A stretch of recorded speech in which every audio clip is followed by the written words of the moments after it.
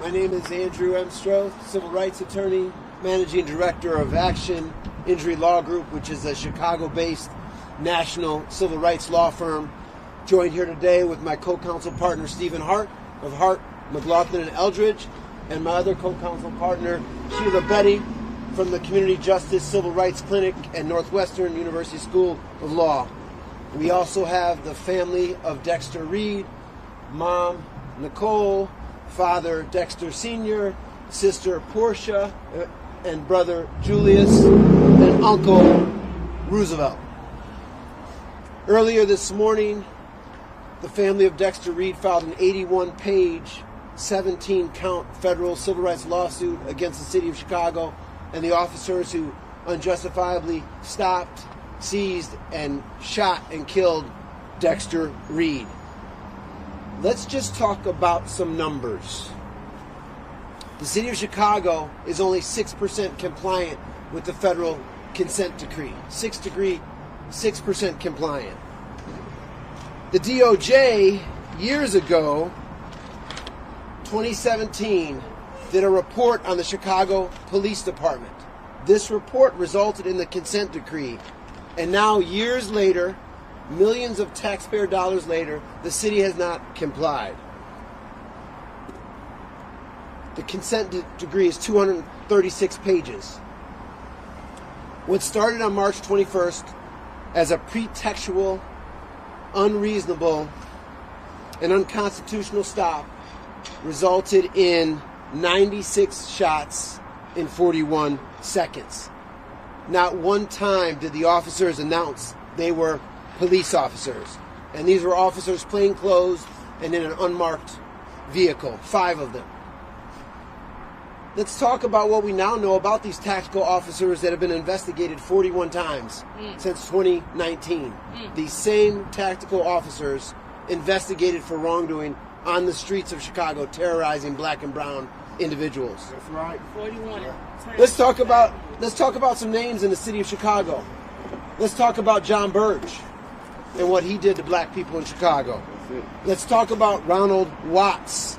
Let's talk about Ronaldo Guevara. And now let's talk about 5 plainclothes officers who unjustifiably killed Dexter Reed. Let's say and not forget one more name, and that's Dexter Reed. 26 years young, won't be able to talk sports and play basketball with his dad, won't be able to go to his sister Portia's shop, won't be able to tell his mother Nicole how to cook healthy food. Dexter Reed is not alive today because of the actions of these officers and the inactions of the city of Chicago. The family filed the lawsuit today. No, nothing brings Dexter back. But this family doesn't want it to happen to yet another family in the city of Chicago. We're asking Mayor Brandon Johnson, we're asking the leadership of Chicago to work with us and follow the consent decree so this doesn't happen to another individual in our communities. With that, I'm going to turn it over to my co-counsel partner, Stephen Hart. Good morning. My name is Stephen Hart with the law firm of Hart, McLaughlin, and Eldridge. What happened to Dexter Reed should happen to no member of our community. He was the subject of a vicious, aggressive, escalating policy and procedure executed by a tactical unit with the Chicago Police Department. The lawsuit that we filed this morning asks questions. Why is the consent decree not being followed by the Chicago Police Department? The consent decree is very specific on how the police should engage community members. There should be verbal communication, identifying themselves as officers in a de-escalating manner. There should be massive communication about who they are and what they're doing. None of these policies, none of them, were followed by this tactical unit. And it's shocking And it's a scenario that has occurred for decades in this city. And we filed this lawsuit for Dexter, and we filed it for his family to effectuate change and to make sure this doesn't happen to anybody else. And so we asked the city to examine their own policies and procedures, reacquaint themselves with the consent decree and the obligations that they vowed to abide by, and ultimately to ensure and put in safeguards that this does not continue to happen to our children and to our loved ones. Thank you. Stephen, can you just spell your name? Make sure we get that right. Stephen, S-T-E-V-E-N, last name Hart, H-A-R-T. Thank you. So now we're going to hear from Ms. Sheila Betty from Northwestern University School of Law, who's an expert on pattern and practice. Good morning, Sheila Betty, S-H-E-I-L-A-B-E-D-I. If the kind of deadly, outrageously escalatory policing that killed Dexter Reed would have resulted in community safety, these streets around District 11 would be the safest in the city of Chicago. Yes. But instead of creating safety in our streets, the Chicago Police Department, and District 11 in particular, perpetuate a cycle of harm, impose community-wide trauma, and create the very conditions that promote violence on our streets. Dexter died because of the long-standing policy and practice failures of the Chicago Police Department. And this is demonstrated by CPD's own data. District 11 has the highest number of traffic stops, highest number of use of force, that includes gun pointing at community members, and the highest rate of misconduct complaints in the city of Chicago. The 5 officers who targeted Dexter for a pretextual stop engaged in escalatory, violent conduct. They pumped bullets into him as he laid face down, bleeding out in the streets. And then they walked away, refusing to provide him with medical aid. This is not an aberration. This is the way the Chicago Police Department functions. And for proof of that, look no further than Superintendent Snelling's decision to allow these officers to remain on the street. For proof of this, look no further than Superintendent Snelling refusing to embrace transparency and refusing to see this moment as yet another inflection when CPD can actually dismantle generations of racist, violent policing practices. The federal complaint that we filed today does not just focus on the actions of the individual officers. Instead, it holds accountable the city of Chicago for the ongoing, pervasive policy and practice failures. The policy failures that we allege in the complaint include challenges to CPD's mass traffic stop program. That includes policies that encourage racial profiling, that impose stop quotas on officers, and also provide financial incentives to officers who engage in arrests at certain points in their shifts. Those financial incentives are attributable to some of the $524 million in overtime Chicagoans pay to the Chicago Police Department. We also challenge CPD's continued investment in the violent predatory TAC teams. We challenge and allege that the culture of violence and escalation permeates the Chicago Police Department, and this is demonstrated by the actions of the officers from the moment they began encountering Dexter. And we also allege failures, an entire breakdown of the accountability system. These officers together had 41 complaints against them. What were they doing on our streets?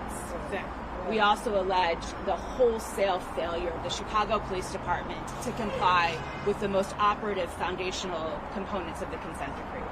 There will be no justice for Dexter Reed until pretextual stops end, until TAC teams are dismantled, and until the Chicago Police Department sees the consent decree as mandated federal reforms and not just merely suggestions. Thank you. Thank you, Sheila. The uncle of Dexter Reed, Roosevelt Banks, will speak next. Good morning, everyone. I just want to say thank God for allowing us to wake up and see today. and I'm here on behalf of the death of my nephew. And I just want to say a few things that I think everyone should note. That when my nephew was stopped, the first thing they told was a lie. They said that it was a seatbelt check. But I'm a little disappointed in terms of how the media has been portraying him and the whole situation, because it doesn't explain the entirety of everything. Before they pulled him over, I seen the video with one of the officers in the back seat with a fully loaded clip in his hand just moments before they pulled my nephew over. Well, not pulled him over, but cut him off.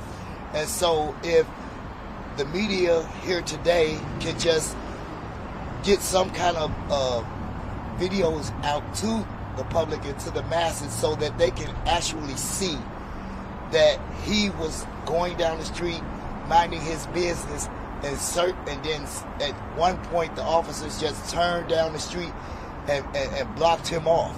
And so they never announced they were officers. They had hoodies. And if it was me, I would be totally terrified. And considering the fact that Commander Snelling wants to talk about transparency, I think COPA is doing a wonderful job investigating these officers and the way the Chicago police is.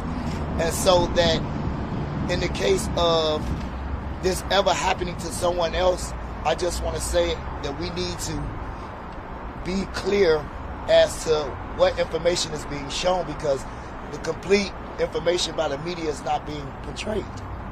And so if someone actually looks at the full videos in its entirety before he's even pulled over, before the officers pull him over, what they have in their hand, a fully loaded clip, that clearly wasn't a seatbelt stop. My nephew was murdered by the Chicago Police Department. 5 officers that had 41 complaints. And why should it take my nephew being killed for officers to have 41 complaints on them for someone to really take a stand in this city?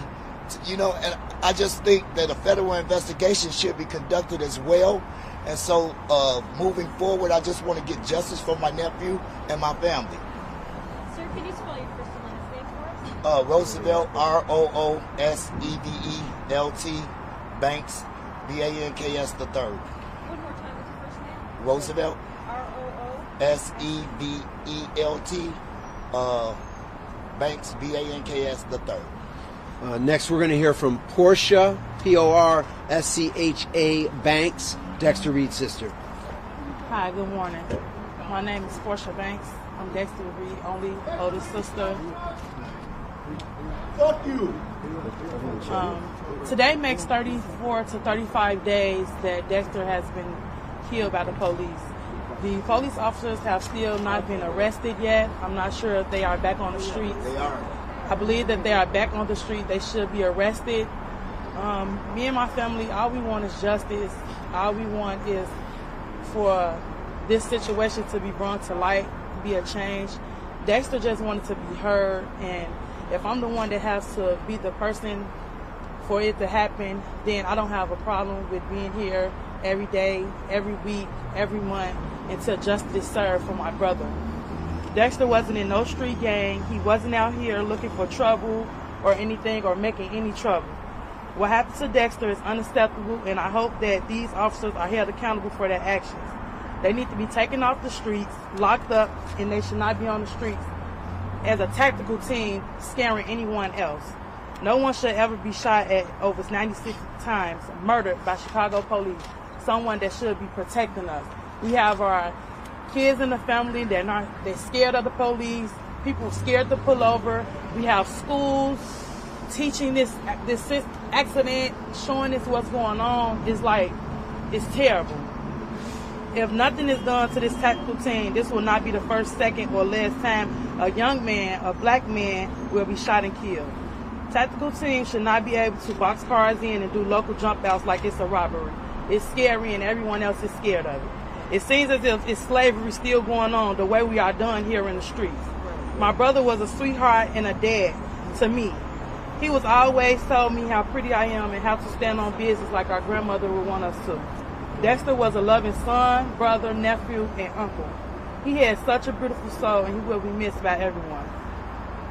I hope that this situation can change the world to everyone. And I thank everybody that's always here supporting us and standing by our side. And to Andrew, I thank you and your team and everything for standing by us every time. And I appreciate everyone that's always here for me and my family and supporting us. And I hope that this be a change and this don't happen to nobody else.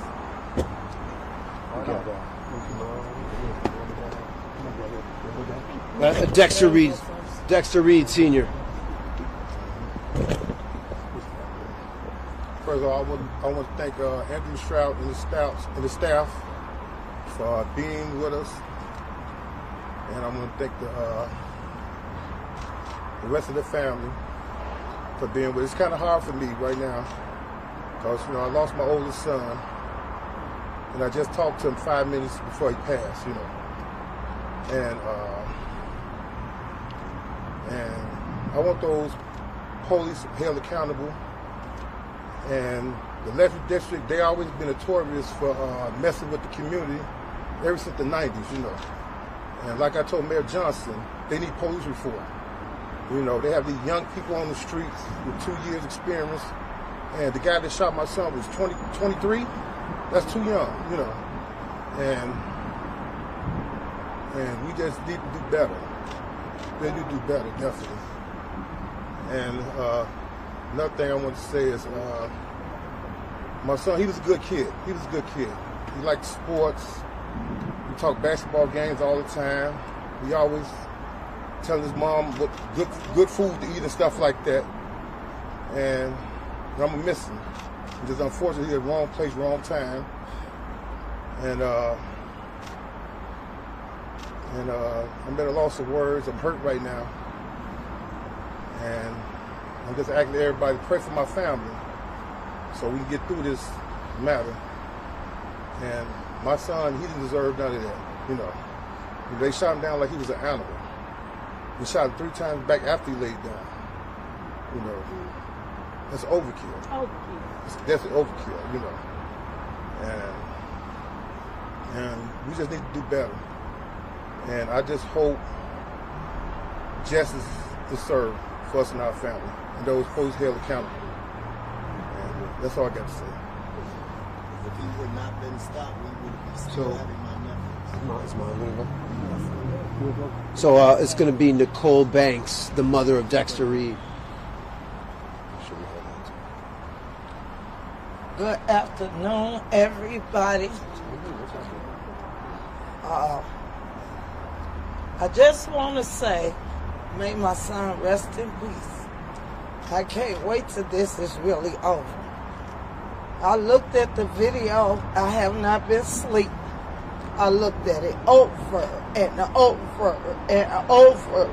Then his dad say, would you stop looking at it? They executed him. He fell down and they put the handcuffs on him. That was not right. But in the name of Jesus, I ask that he rest in peace. I'm going to try. It's really hard for me right now. But I'm going to try to survive. With me and my family and people that got just going to help me. I'm not going to fall out. But I am so hurt that they did my son like this. And I'm going to go in the hospital to get some help. Because...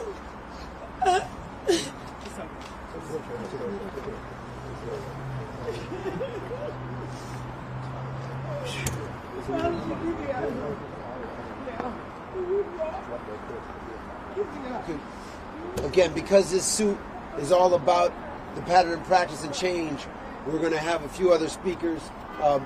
Rainbow Push is going to speak, and Black Lives Matter. Andrew, Yes. I have a quick question before I have you on the air. There's a part of the lawsuit that discusses a bit about PTSD. Can somebody address? So we're not going to talk about that this time. We're going to have Black Lives Matter and Rainbow Push talk.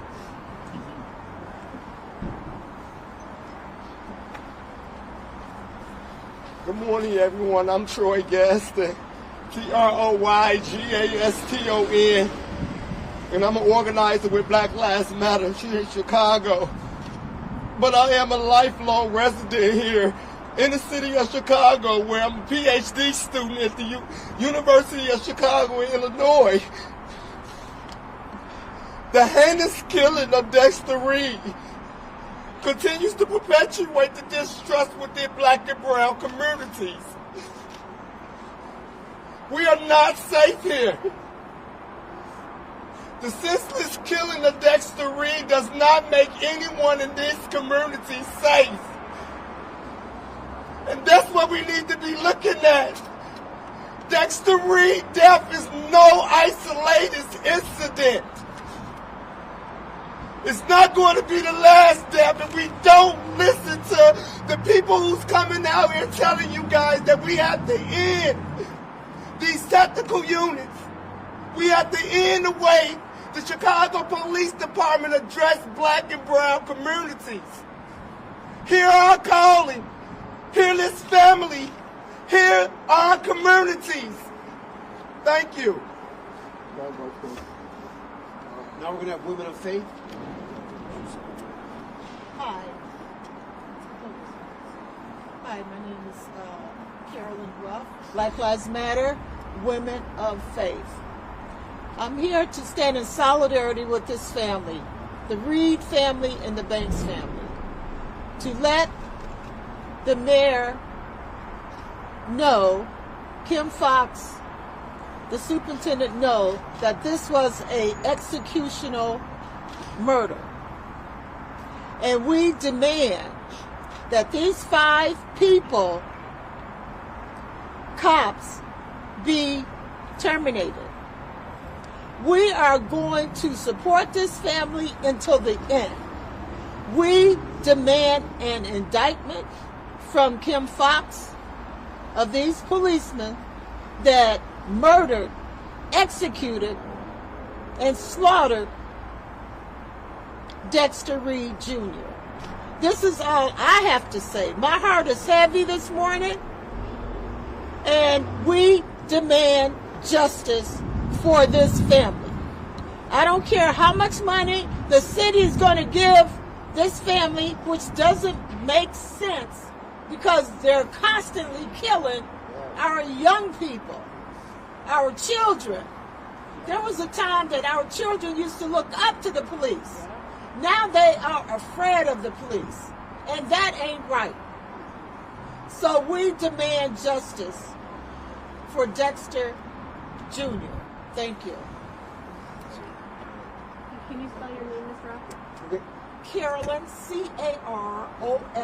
Carolyn, Ruff, R-U-F-F, like Ruff-and-Meadow. Thank you, Ms. Ruff. Sure. And our last speaker is going to be Cameron Barnes from Rainbow Push. My name is Cameron Barnes, the National Youth Director of the Rainbow Push Coalition. We hosted the Reed family at our headquarters this past Saturday. We had a conversation, a real conversation around what has happened. My colleague, the Reverend Chauncey Brown, is also here. And on behalf of the Reverend Jesse Lewis Jackson Sr. and Rainbow Push, we're going to stand with this family until justice is served. And I want to address one elephant in the room that has yet to be talked about, and even as we're standing here dealing with this press conference while hecklers are driving past, and everyone's talking about the fact that Dexter Reed, a 26-year-old black man in Chicago, as I am a 26-year-old black man in Chicago, shot at the police first, and people are trying to use that as a justification as for why this execution has happened. And I want us to continue to look at the chronological order of events. That shot would have never happened had not an unmarked tactical unit with 41 complaints against them in the last 5 years, had unmarked vehicles and ununiformed officers that never announced that they were such, to accost this young man in his vehicle with tinted windows under the notion that he didn't have on a seatbelt. And we're going to talk about why he was scared for his life, to be ambushed, if you will, in execution style, guns drawn already. And you can't tell me that you didn't get out of the car already fearing for your life when this young man was already outnumbered. And I'm certainly sick of police officers who have sworn to protect and to serve saying that they're now scared in the job that they signed up for in the first place. We know what police are supposed to do. We know the history and the origins of police, and we don't have time to get into that. But what I will say is that we're going to stand with Dexter Reed Jr.'s family until this justice is served. We want to know answers to questions like how long were they watching Dexter Reed? What were they plotting against Dexter Reed Jr.? What was the plan when they quote-unquote pulled him over, really, as his uncle has mentioned, cut him off, not so much as pulled him over. This was an attack, and we want answers given right now. It is not by coincidence that these same kind of, and as we're dealing with this as we speak right now, folks that are driving past, ill-informed citizens that just don't understand and thinks that this death is justified. It is not a justified death.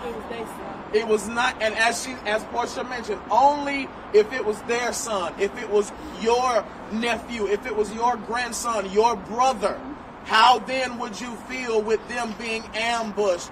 I want you to listen real closely to these words.